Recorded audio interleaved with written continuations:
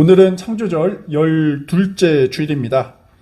참 신앙인은 박힐반다 라는 제목으로 말씀 함께 나누겠습니다. 우리가 예정대로 오늘 예배 후에 이 정동 지역을 탐방하려고 합니다. 140여 년 전 우리나라에 온 첫 개신교 선교사들의 이 발자취를 따라서 그들의 흔적을 함께 좀 살펴보려고 합니다. 당시 미국과 영국과 캐나다, 호주에서 선교사님들이 내한했을 때 이들이 한국인들로부터 마냥 환대만 받은 것은 아니었습니다. 국내 개화파 지도자들 일부는 서구 선교사들이 한국의 근대화를 가져다주고 또 부국강병하게 해주고 또 서구로부터 독립할 수 있는 새로운 길을 마련해 줄 것이라 이렇게 환영을 했습니다. 하지만 대부분 민중들에게 있어서 선교사들은 굉장히 낯선 존재였습니다. 또 쇄국 정책을 펼쳤던 그 보수적인 관료들도 선교사들은 제국주의의 천병이다라는 인식을 하고 있었기 때문에 이들이 복음을 전하는 것을 좀 안 된다, 방치해서는 안 된다라는 경각심을 갖고 있었습니다. 특별히 여러분 아신 것처럼 개신교 선교가 선교사들이 입국하기 전에 가톨릭 박해였던 이 병인 박해가 있었기 때문에 같은 하나님을 신앙하는 종교로서 한국 정부나 일반인들이 이 개신교를 보기에는 좋은 인상을 갖기 좀 어려웠을 거라 보여집니다. 이 때문이었을까요? 선교사님들이 한국에 첫 발을 내디딘 지 몇 해가 되지 않아서 반기독교 운동이 아주 들불처럼 번지게 되었습니다. 이 반기독교 운동의 뿌리는 바로 영아소동이라는 것이 있습니다. 굉장히 흥미로운 사건이기도 한데요. 영아소동은 선교사들이 조선의 아이들을 잡아서 미국의 노예로 팔거나 또 잡아먹는다는 그런 속설이었습니다. 사실 이러한 유언비어는 당시 조선사회에만 있었던 것은 아닙니다. 당시 중국에도 이러한 영아소동 사건을 비롯해서 반기독교 운동이 굉장히 왕성하게 전개되고 있었습니다. 1868년 중국에서는 이 프랑스 신부가 운영하던 고아원에서 아이들이 죽거나 또 사라지면서 선교사가 아이들을 잡아먹는다는 그런 풍문이 나돌곤 했습니다. 바로 이러한 소문이 조선까지 영향을 미치게 된 것이죠. 이 때문에 1886년에 언더드 선교사가 정동에 고아원을 개설했을 때도 굉장히 적잖이 당황스러운 일이 벌어지게 됩니다. 선교사들이 고아들을 살찌게 잘 먹여서 잡아먹을 것이라는 그런 소문이 바로 그것이었죠. 이 말을 전해드는 고아들이 지레 겁을 먹고 몰래 달아나곤 했었습니다. 근데 실제로 2년 후인 1888년에 서울에서 어린이 몇 명이 사라지곤 했습니다. 실종되었던 것이죠.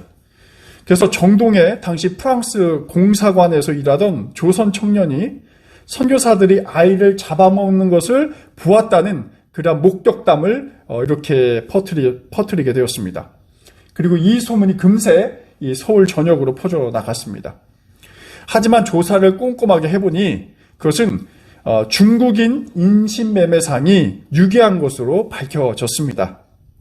그럼에도 불구하고 선교사들에 대한 반감과 두려움이 더욱더 증폭되었습니다. 최초의 근대식 병원인 제중원에서 의료 선교사들이 아이들의 혀와 눈을 빼어 약을 만든다는 그런 유언비어도 함께 떠돌아 다니게 되었던 것이죠. 자, 이런 소문을 믿은 일부 조선인들은 선교사 사택에 불을 질렀습니다.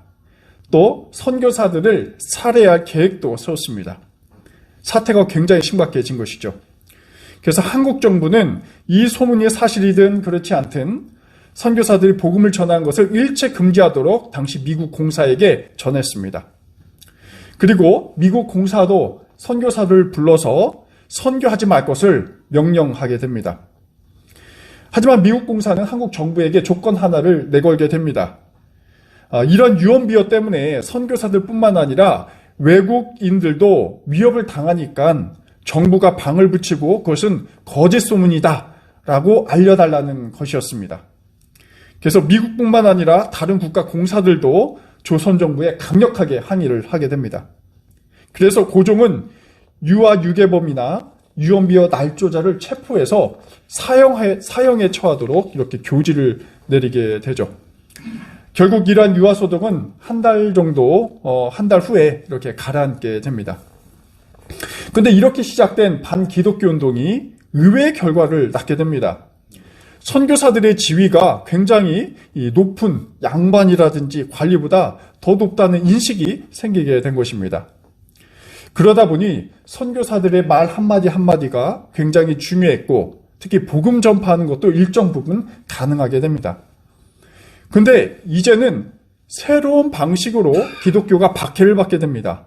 그것은 바로 교회가 전한 복음 때문이었습니다. 선교사들이 전한 복음은 귀신 숭배나 또 우상 숭배를 금지했습니다. 또 한국에 만연했던 문화인 축첩제나 조언도 금지하게 됩니다. 또 교인들에게는 음주나 간음, 또 노름이나 아편도 금지하게 된 것이죠. 점차 교회는 관리들의 부정부패도 비판하고 정부들의 잘못된 정책도 비난하게 됩니다. 당시 선교사들이 전했던 복음이라는 것은 단순히 어떤 내세 평안을 위한 초월적인 메시지가 아니었습니다. 현실의 부당함과 그 다음에 인간들의 이 타락을 개혁하는 하나의 새로운 문명의 메시지였습니다. 이 때문에 특히 기득권 세력은 개신교에 대한 거부감이 클 수밖에 없었습니다. 과거에는 유언비어로 교회가 박해를 받았지만 이제는 세상을 변혁하는 데서 그 기독교에 대한 박해가 이어지게 된 것입니다. 일반적으로 교회가 세상으로부터 비판받고 또 박해받는 이유가 두 가지 정도가 있습니다. 하나는 교회가 타락해서 비난을 받습니다. 어찌 보면 이런 비판은 굉장히 교회 차원에서는 부끄러운 비판이었고, 또 일각에서는 반드시 필요한 그러한 비판이라 볼 수 있습니다. 하지만 다른 종류의 비판과 저항도 있습니다. 그것은 바로 교회가 사회의 부도덕함, 그 다음에 불의와 겨루면서 나타나는 기독교 박해라고 볼 수가 있습니다. 때로는 교회가 정치와 사회의 잘못된 구조를 비판하기도 합니다. 여러분, 우리 한국 역사, 현대사를 보시면 1970년대 유신 독재 체제 때 일부 개신교인들이 민주화 운동에 가담을 하면서 기독교가 많은 숱한 박해를 받았죠. 하지만 그리고 또 기독교 인사들도, 민주화 인사들도 옥에 갇히고 또 심지어 고문도 당했습니다. 이러한 박해는 사실 우리가 자랑스러워할 만한, 또 인내해야 할 그러한 박해입니다. 반대 세력에 의해서 탄압받고 또 모함도 받고 있습니다. 이러한 박해는 신앙인들이 전혀 부끄러워해야 할 박해가 아니라 자랑스러워할 그러한 일입니다. 그런데 이러한 박해를 받은 인물이 오늘 우리가 묵상한 성경 속에서 등장을 하고 있습니다. 그것은 바로 사도 바울이었습니다. 우리가 묵상한 디모데후서 3장 1절 이하의 말씀은 바울이 이 타락한 세상에서 그리스도인들이 온갖 박해를 받을 것인데 그 박해를 인내할 것을 우리에게 요구하고 있습니다. 또 박해받는 것을 두려워하지 말고 오히려 자랑스러워하라고 합니다. 마지막 12절에서 바울이 이렇게 전하고 있습니다. 그리스도 예수 안에서 경건하게 살려고 하는 사람은 모두가 박해를 받을 것이다 라는 메시지입니다. 경건한 자, 하나님을 진실하게 믿는 자는 철저하게 박해를 받을 수밖에 없다는 그러한 이야기를 전하는 것이죠. 오늘 묵상한 이 디모데 후서는 바울의 마지막 서신이었습니다. 그래서 로마 감옥에서 동역자 디모데에게 이 편지를 쓴 하나의 옥중 서신이라 볼 수 있습니다. 그리고 마지막 서신이기 때문에 바울이 갖고 있는 어떤 유언의 메시지, 그 성격을 또 갖고 있습니다. 바울은 옥중에서 자신이 그간 살아왔던 삶을 회상하고 있습니다. 과연 그리스도의 복음이 무엇일까? 그리고 이 복음이 세상을 어떻게 변화시켜 나갈 것인가? 이 점을 성찰하게 되는 것이죠. 그리고 디모데에게 세상의 타락 속에서도 그리스도 복음을 지키면서 사는 것이 진정한 그리스도의 길임을 또 주장하고 있습니다. 그래서 오늘 바울은 디모데후서 3장 1절에서 이러한 세상, 당시 바울과 디모데가 살아가는 그 세상을 굉장히 종말론적으로 내다보고 있습니다. 그 종말론적 현상이라는 것은 바로 이러한 것들입니다. 1절 읽어보니까 이렇습니다. 사람들이 이기적이고 돈을 사랑하고 자만하고 교만합니다. 또 신을 모독하고 부모에게 순종하지 않고 또 감사가 없고 비방하고 또 무절제하고 난폭하고 배신하고 쾌락을 사랑하는 그러한 형태들입니다. 여러분, 바울이 기록한 이러한 일들은 사실 그 당시만은 일이 아니라 우리가 충분히 공감하게 됩니다. 우리 현실과 여러분 어떻습니까? 별반 다르지 않습니다. 1세기 초중반 바울이 목격했던 그 로마 세계는 오늘 21세기를 보내고 있는 우리 한국 사회도 별반 다르지 않아 보입니다. 여러분, 언론에서 종종 끔찍한 사건, 사고를 들으면 보통 사람들이 말세다 이렇게 하곤 하죠. 제가 사전을 찾아보니 말세란 말이 이렇게 풀이되고 있습니다. 정치, 도덕, 풍속 따위가 쇠퇴하여 끝판이 된 세상, 이것이 바로 말세라고 합니다. 우리가 이스라엘과 팔레스타인의 전쟁을 지금 목격하고 있습니다. 또 우크라이나와 러시아 전쟁이 아직도 진행 중에 있습니다. 이러한 갈등은 사실 바울이 예견한 그 말세적 징후와 굉장히 닮아 있습니다. 국가적 분쟁만은 아닙니다. 중독과 마약으로 점철된 우리 한국 사회의 모습은 무엇을 말해주고 있습니까? 상식을 벗어난 사건들, 사람으로서 할 수 없는 그 짓이 우리 세상 가운데 얼마나 많이 벌어지고 있습니까? 사실 교회도 마찬가지입니다. 일일이 다 언급하지 않아도 우리는 과연 이 세계가 바른 세상이 되어가고 있는지 의심하지 않을 수 없습니다. 그러다 보니 이 종말에 다다른 세상과 거리를 두고 살아야 한다는 그러한 신종파 이교 이단들이 등장을 하고 있습니다. 현실은 희망이 없다. 그러면서 자기들만의 세계를 꾸려가는 그런 흐름도 지금도 등장하고 있습니다. 시한부 종말론자들이 그렇고요. 세상의 종말이 곧 올 테니 예수께서 오시기 전에 우리는 직장과 가정에 다 없애고 우리들끼리 함께 살아가자는 사이 이단 종파가 등장을 하고 있습니다. 우리나라에도 과거 다미선교회라든지 동방교라든지 다양한 형태의 무수히 많은 이단들이 있어 왔습니다. 그리고 놀랍게도 현실에도 지금도 어디에선가 수십만 명이 모여서 이렇게 그런 집회를 연다고 들었습니다. 굉장히 아이러니한 현상이 아닐 수 없죠. 굉장히 큰 이성과 합리성이 지배하는 현대세계에서 또 놀랄만한 그 과학 문명의 시대에서 한편에서는 이러한 이단들이 등장한다는 것은 현실 우리의 이 영적인 문제가 얼마나 심각하게 타락해 있는지를 아주 노골적으로 드러내고 있습니다. 하지만 오늘 성경, 이 바울이 주장하는 그 종말론은 먼 미래의 얘기, 그리고 폐쇄적인 우리끼리의 그런 공동체를 만든 것을 말하지 않습니다. 바울이 말하는 것은 그 종말론은 미래가 아니라 현재입니다. 그리고 또 지금입니다. 지금 사람들이 파멸의 길을 걷고 있으니 우리들만 세상사와 담을 쌓고 어디 스웨덴 곳으로 떠나자 이렇게 말하지 않습니다. 오히려 그 반대입니다. 세상을 생명과 정의로 일구시는 그 하나님들을 지금 이 땅에 함께 세우자라는 것입니다. 그리고 이것이 바로 디모데에 주어진 그 시대적인 삶의 과제였습니다. 우리 신앙인들이 현실을 도피하지 말고 사회적 부패와 문제를 개선하자라는 것입니다. 그것은 바로 그리스도 진리를 소유한 우리 신앙인들의 고유한 책임이다라는 것입니다. 8절에 보시면 얀네와 얀브레라는 굉장히 낯선 이름의 사람이 등장합니다. 사실 이들은 구약의 이 모세 시대에 살아갔던 사람들인데요. 성경은 이들이 진리를 배반했다라고 보고 있습니다. 왜냐하면 이들의 내용이 그렇습니다. 이스라엘이 출애굽을 할 때 이스라엘 백성들 틈에 이 얀네와 얀브레가 들어가서 이 출애굽하고 있는 백성들을 파멸시키는 그러한 사기꾼적인 역할을 하고 있습니다. 유대인들의 전승을 따르면 얀네와 얀브레는 이스라엘 백성을 유혹해서 금송아지를 만들게 하고 또 절하게 한 그 장본인들이었습니다. 바울은 이러한 과거 역사를 꺼내서 현재 로마 사회를 그 다음에 이 히랍 사회를 이해하는데 한번 그 상황을 점검하고 있는 것이죠. 얀네와 얀브레와 같은 사람들이 거짓말을 퍼뜨리고 유포하고 또 신앙 공동체를 회방하고 박해한다라는 것입니다.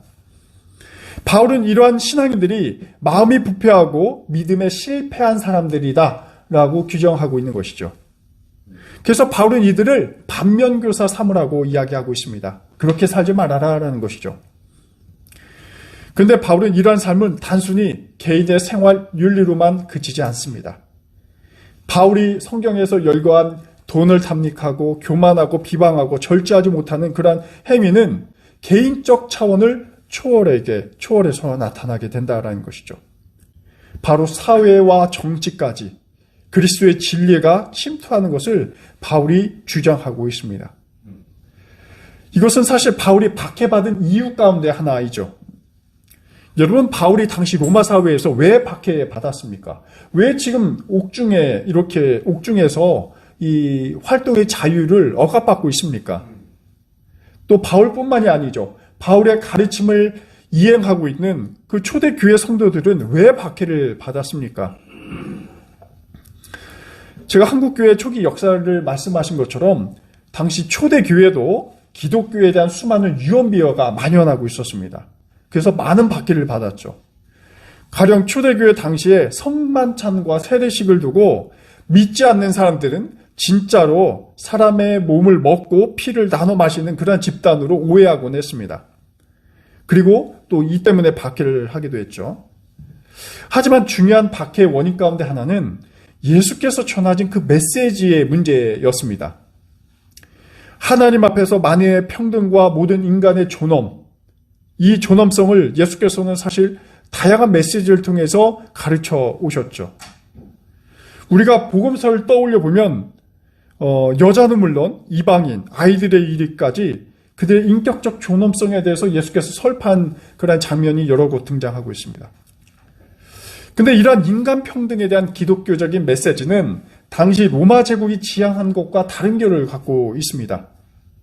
로마는 지배자와 피지배자 사이 이런 위계적 관계, 그 다음에 인간의 노예화, 이걸 통해서 운영되고 있는 이 제국의 체제를 갖고 있었습니다. 노예가 된다는 것은 누군가의 소유물 그 이상이 아닙니다. 그에게는 아무런 권리가 주어지지 않습니다. 그냥 물건일 뿐이죠. 여성과 아이들 권리도 마찬가지였습니다. 그렇기 때문에 이러한 인간 존엄과 평등성을 강조하는 그 예수님 복음이 로마 제국의 제도와는 충돌할 수밖에 없는 그 가능성이 내재해 있었습니다. 이와 함께 기독교 유일신론도 마찬가지입니다. 로마는 당시 황제를 숭상하고 다신론을 믿고 있었죠. 이런 체제에 있어서 기독론은 사실 그렇게 딱 들어맞는 부합하는 종교가 아니었습니다. 로마는 황제 숭상을 통해서 황제를 신격함으로써 군중들을 통합하는데, 정치적으로 통합하는데 굉장히 중요했고, 또 기독교는 그런 측면에서 이러한 로마 황제 통치의 장애물이 되었던 것이죠. 그래서 기독교 복음은 단순히 다양한 어떤 철학과 사상을 분파가 아니라 로마에게는 지배체제에 대한 하나의 도전인 것입니다. 이것은 바울은 물론 그 후대 그리스도인들까지도 박해의 빌미를 제공하게 됩니다. 바로 바울은 이러한 박해를 견뎌냈다고 합니다. 그에게는 이러한 복음을 전하는 것을 포기할 수 없는 일이었습니다.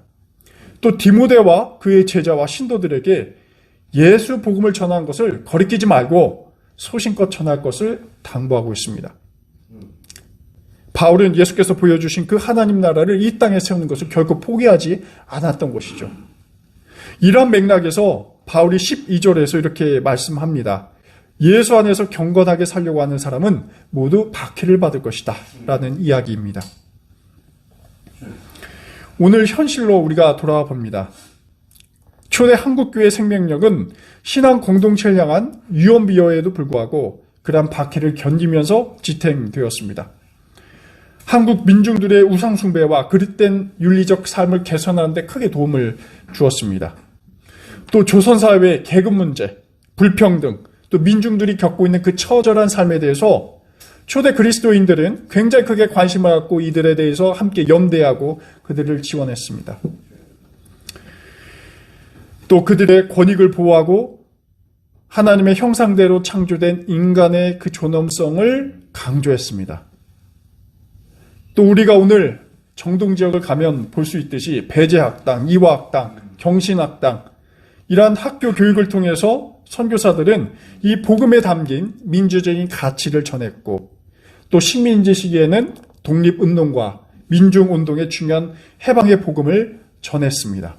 또 그렇게 또 실천했습니다. 그렇기 때문에 이들은 다양한 형태로 박해를 받지 않을 수 없었습니다. 하지만 현대 한국교회의 모습은 어떻습니까? 우리는 사실 박해가 종말한 시대를 살아가고 있습니다. 어떤 측면에서 굉장히 다행일 수 있습니다.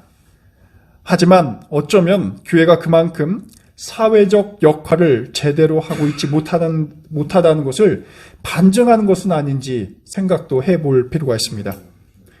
오히려 이 기독교라는 복음이 주류 문화에 휩쓸려서 단순히 개인의 어떤 영적 복지를 채워주는 것만으로 만족하는 것은 아닌지 의구심이 듭니다.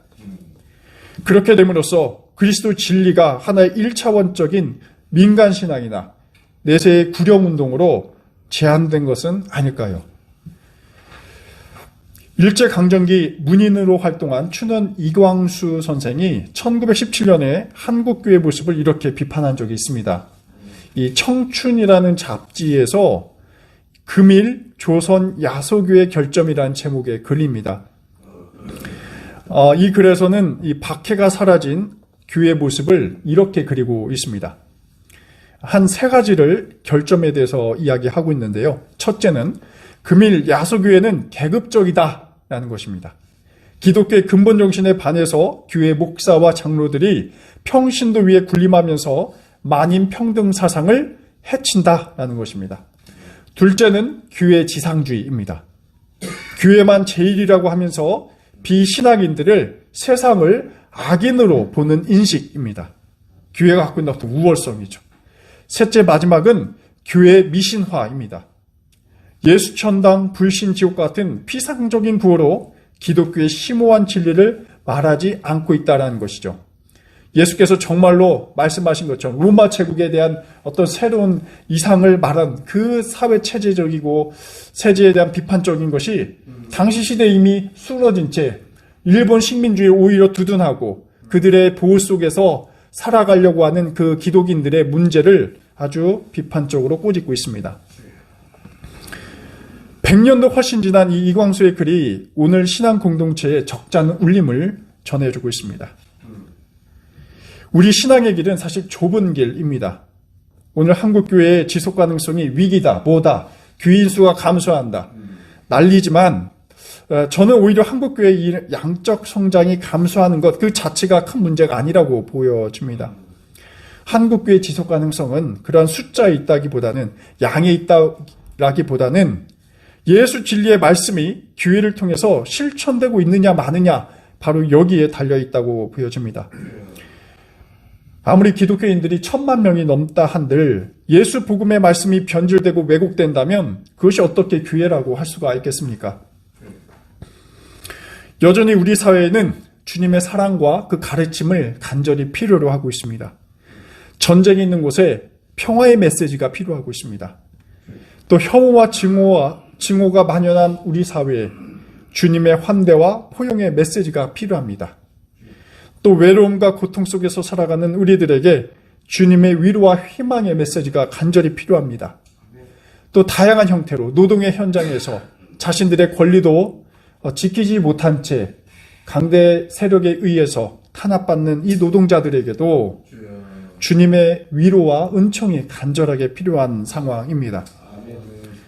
바로 이러한 세태 속에서 우리 낙산교회 교인들이 주님께서 주시는 그 은총에 힘입어 삶 속에서 여러 역경을 극복하고 주님의 메시지를 행동으로 또 말로 실천하며 살아가기에 간절히 기원합니다. 기도하겠습니다. 하나님, 박해가 사라진 오늘날 저희의 신앙의 모습을 살펴봅니다. 바울이 디모데에게 알려준 것처럼 저희는 어쩌면 자신을 더 사랑하고 돈을 숭배하고 교만하고 때로는 하나님을 모독하며 살아갔습니다. 이웃의 고통에 진심으로 공감하지 못했습니다. 사사로운 원한도 풀지 못하며 증오심과 적개심으로 저희의 삶을 훼손해 왔습니다. 주님, 솔직히 저희의 능력으로는 이러한 모습에서 자유하지 못합니다. 주님께서 저희가 이러한 장애물을 극복할 수 있도록 힘을 주옵소서. 세상은 여전히 전쟁과 반복 속에서 죽임을 정당화하고 있습니다. 주님께서 창조하신 그 세계가 훼손당하고 있습니다. 주님, 저희의 무지함과 교만함을 책망하시고 당신의 은혜와 자비로 인류를 구원하옵소서. 예수 그리스도의 이름으로 기도드립니다. 아멘.